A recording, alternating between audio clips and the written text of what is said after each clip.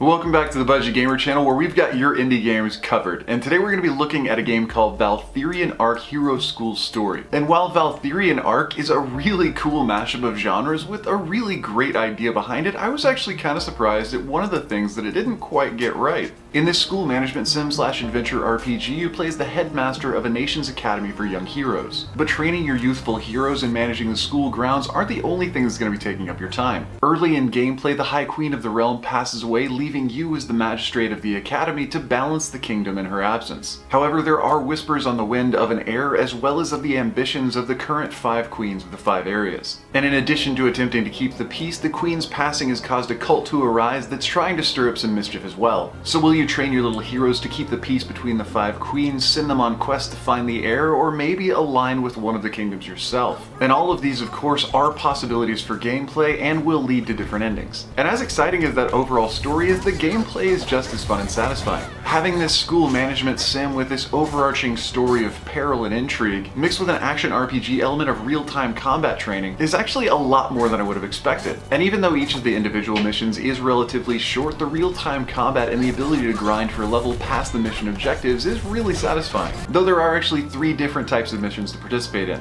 But that being said, only storyline missions and hunt missions allow you to actually participate in real time. The 3rd type of mission is an errand quest that allows you to send out a party that pretty much just goes until the quest is over. So if you do have an extra party that you're trying to level up, it's a good way to get some experience as well as some prestige for your school. In total, you're allowed to make 3 different parties of up to 4 party members each, and this is pretty much where the school management system actually sees its peak. Each student will generally be able to progress all the way up to level 10, except some gifted students can actually come into levels 15 or even higher. So training your students up to their max level, as well as outfitting their equipment and allotting them new skills, is going to be pretty much all you can do until you've advanced the storyline far enough to grow your school and build appropriate facilities and hire instructors. Hiring instructors in new facilities, such as a Knight's Quarter or Scout's Gauntlet, will allow you to train your characters into new classes. This can be done as soon as a character reaches level 10, and similar to a prestige system, will drop your character back to level 1. And despite being level 1, your character will still probably be more powerful than any of your level 10 apprentices. And should one of your prestige characters reach level 10 again, they can then be trained up even further. However, we can't forget that you're actually the magistrate of a school, and part of a school's duty is to graduate students. So every year by royal decree, you must graduate at least one of your top pupils. And though sending them off to greet the real world does grant your school a lot of prestige and a pretty big cash bonus, you will lose them from being able to combat with them in your teams. So do keep in mind that there is an obligation to graduate a student every term, as this may affect how you build your parties. But all in all, or at least as far as we've seen so far, I'd have to say that this game is really solid and really enjoyable. However, there are a couple of negative points that might need to be addressed.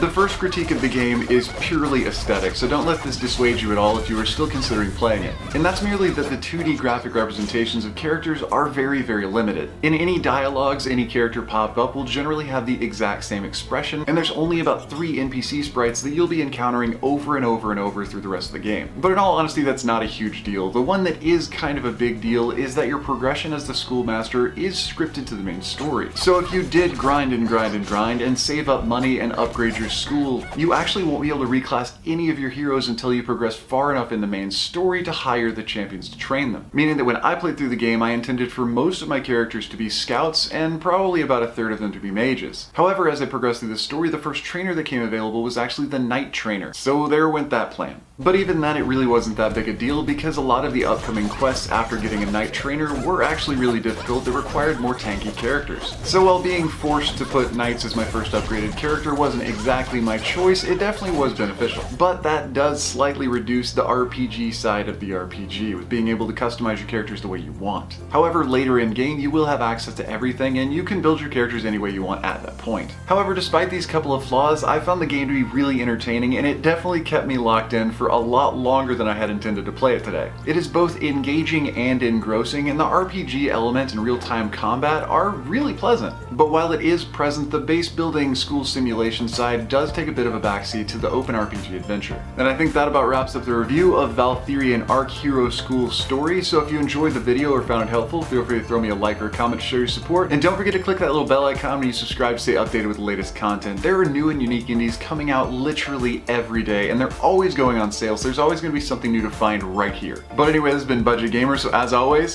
thanks for watching.